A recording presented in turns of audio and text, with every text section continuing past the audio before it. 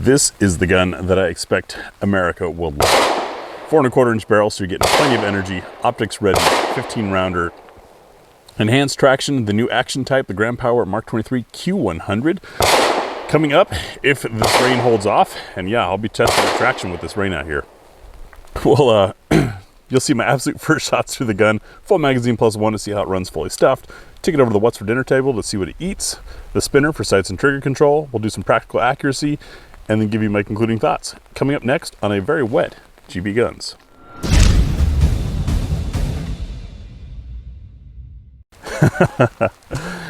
Oregon. All right, we have our reduced size torso set up out there about 22, maybe 23 yards away. Sorry about the camera moving. I don't have an umbrella for the target camera, so hopefully filming this video doesn't destroy that camera. The very wet Q100 using, there we go, got the birthday bump, the auto forwarding slide. That's one of my Gram Power favorite experiences. Slamming a mag hard and it drops the slide for you. We're using sterling brass, 115 grain. If you're curious how that might influence the results of this, check the 23 load range ammo test that I did. You might be surprised at the energy coming out of this very affordable stuff. 10 rounds, starting cold. Have not shot this gun before, at least not in the US. You may remember a year ago, shot some early ones over in Slovakia, but that was in a converted fallout bunker, jet lagged, a little hungover, and firing 124 NATO. So people said, oh, the gun looked a little jumpy there. Well, yeah, it was not my normal shooting scenario like this is. See how this trigger feels?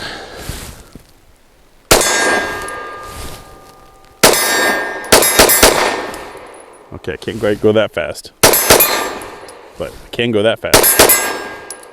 That's easy. Holy crud, that's a smooth shooter. This might actually be smoother than the K100. Now we'll see how it runs fully stuffed, full magazine +1, and these guns do come with 3 magazines in case you drop one. Do I get the birthday bump? Yes. Use that ambi magazine release. I love that, using the right side so I don't have to shift my grip. 16 rounds. See how it runs fully stuffed? I'm gonna try to go a little quicker, see how well I can control this wet gun with the enhanced traction. And the Gram Power rotating barrel action is going to give me an edge.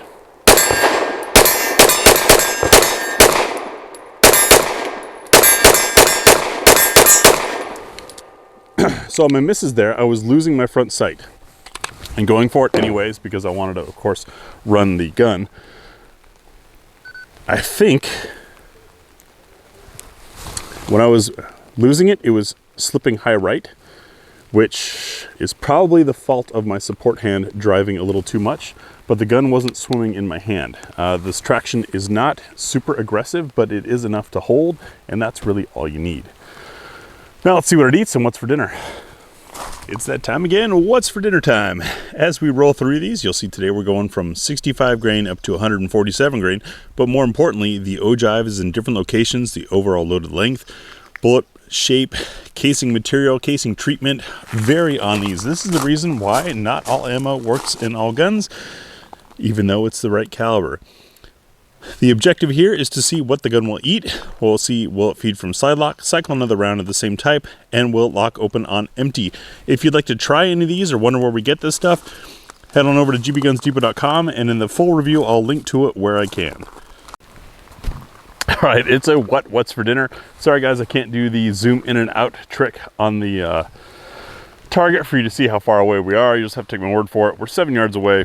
Those are 2-inch circles. They're not the finest aiming points, but they are something to give us a general idea, as well as point of impact shift. I have a shopping bag over the target camera to keep it dry in this rain. Hopefully that works. And a garbage bag over the target.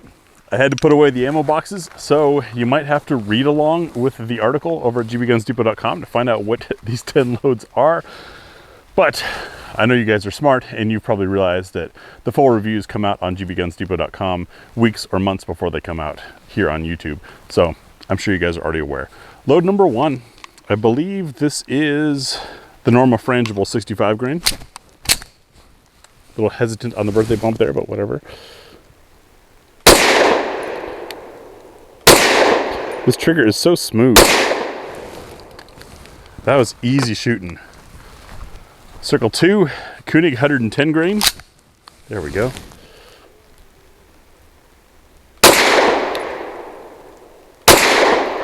That's got more recoil.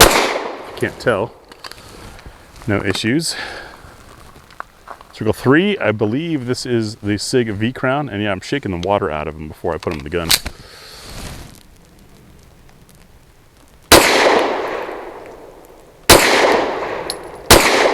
Man, it's just an easy shooting gun. Circle 4, Fort Scott Munitions Tumble Upon Impact. I think it's 115 grain.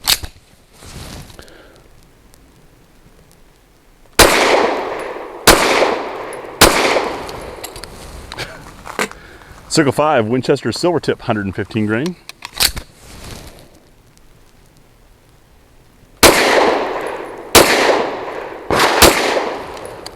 I mean, I'm borderline getting sloppy shooting here, and these groups are stellar. Circle 6, Blazer aluminum. You guys know why we use aluminum and steel.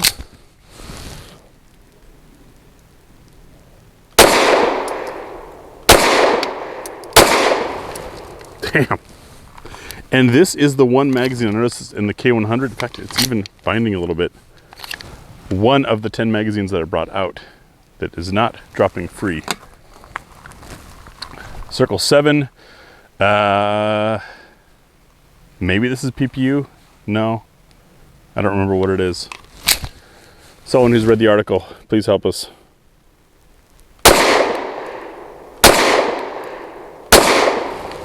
Nice. Circle 8, probably Federal HSTs, Federal Tactical HSTs. I do remember 124s.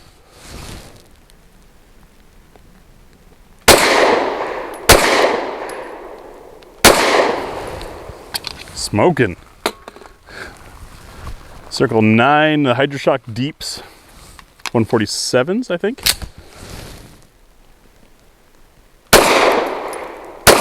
These have more recoil, but they're easy. And Circle 10 are the Spear Lawman 147 snubbies. Still get an auto forward.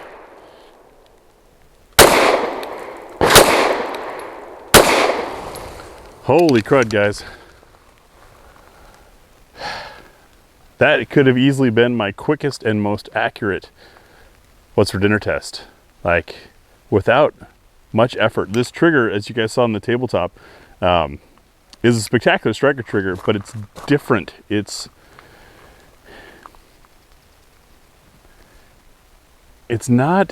stroke through, not like a double action, but you just kind of row it, just roll through it, and wow.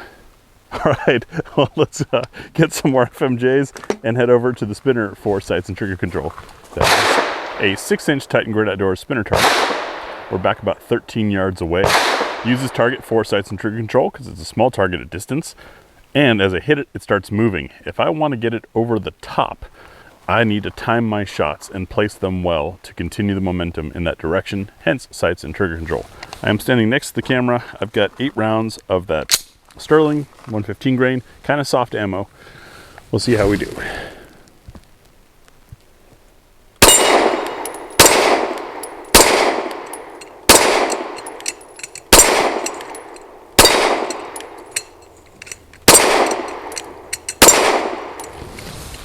Easy. I may be having a personal revolution or change happening while I'm reviewing this gun. I always liked the K100, always preferred the hammer fired, but man, the trigger on this thing is just nice, and somehow the action feels smoother. It does have a stiffer spring, as you guys saw in the tabletop in the article. It's a different recoil assembly than what's used in the hammer fired guns, but as far as sights and trigger control, the trigger was excellent for doing that. Sights, you saw the tabletop, they're basic 3-dot white sights. I'd prefer something different, but it's a Mark 23, so it's optics ready. So throwing a dot on there, this would be an easy range sleeper, you know, a gun that you show up and people are like, what is that? It looks kind of funky. You never heard of it. And then you just crush them in whatever you're trying to do. I feel like this gun could do that. But before I risk putting my foot in my mouth, let's head over back to the paper target for some practical accuracy. Again, not taking any chances with the target. 7 yards back, that black square is a 1-inch square, which from this distance tends to be the same width as the front sight post, which makes it a great aiming spot for doing some practical accuracy. And it's practical, so I'm standing and shooting free-handed like people do with handguns. And it's practical, so I'm using regular ball ammo. In fact, this very budget Sterling 115 grain. See how the Q100 does? Yeah, a little bit how I do. Which is probably a lot how I do. This is also where I gather my concluding thoughts on the gun.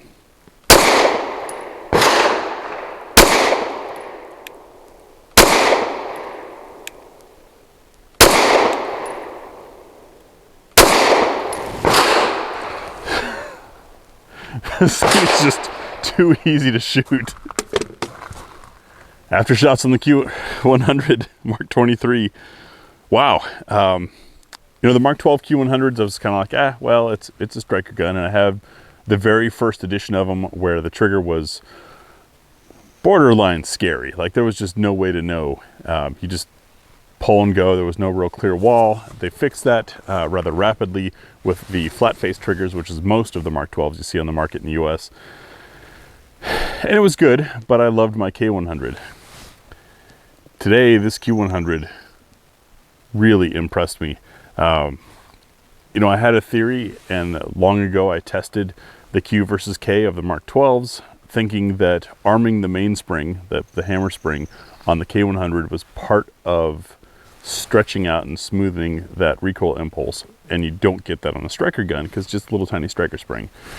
But the Wizards of Grand Power, which sounds like a cheesy movie, did a great job with having a different recoil spring in this thing. And while we obviously saw it work over in Europe with 124 NATO ammo, I was curious if that was going to lead to any issues with softer American 115 grain, especially some of the stuff we do in What's for Dinner. And we had zero issues. We had, I'm looking at the target, no noticeable point of impact shift, which tells me that the barrel was properly stabilizing all of those projectiles, including some rather weird ones. And the trigger just works. This is a spectacular gun. It is not often that I recommend, but holy crud. This is something you guys got to try while they're available. Really impressive. It's been a long wait, over a year, for these to get into the US. I'm glad they're finally here, and grab one while you can. What a fun gun. I guess the only con I could say to it is, as a hammer fire guy, I'm used to having a manual safety, which this does not. Or a decocker, which obviously this does not. So for carry, which this size is carryable, I carried the K100 for a number of years. I'd say the trigger is good for a disciplined shooter and someone who understands that your finger isn't on the trigger until you are ready to shoot. It's not a hair trigger, it's not super light, but it is, I guess there's a wall there. It's a safe trigger. It's not irresponsible. It just flows so nicely that, yeah, wow. Great job, Grand Power. I'm a known fan of Grand Powers. Yes, I admit that. But also keep in mind that's having reviewed over 400 handguns. So when I pick something that I like, that's based on all of that experience. This is a good one. Thanks for watching.